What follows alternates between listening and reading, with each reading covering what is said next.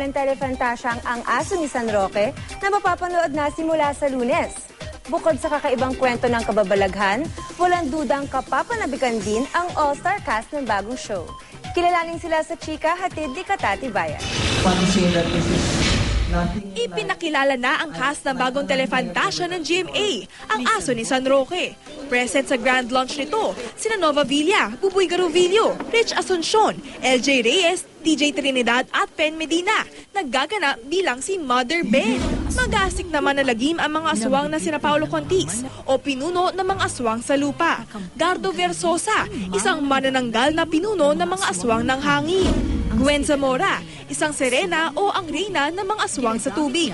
At si Angelica de la Cruz na hindi lang isang mangkukulam dahil pinuno rin siya ng mga aswang ng apoy. Ang batang si Mona Luis Rey naman ay gaganap bilang isang bulag na bata na siyang nakatakdang magwakas ng kasamaan. Ang mixed breed dog na si Princess ang magiging anghel o ang tagapagtanggol niya. Kwento ng Child Star. Challenge raw na umarte bilang isang bulag. Nung una po, Nung nakita ko po si Coach, nag-aral po kami. Tapos nilagyan po ako ng, Blindfold. Opo. Tapos po nilakad ako.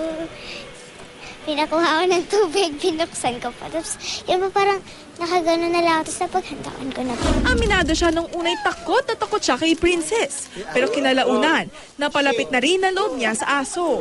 Nung una po, kasi hindi ko naman po alam na trained siya. Akala ko po kakagatin ako. Marami na po kami ng bonding. Paano kayo nagbabanding? Maglalaro po kami ng bola. Pag sinay ko po sit, magsisit siya, sit up, down. Si Princess naman, nagpakitang gilas na agad sa press con pa lang. Nagpa-cute at nakipagharutan sa Child Star.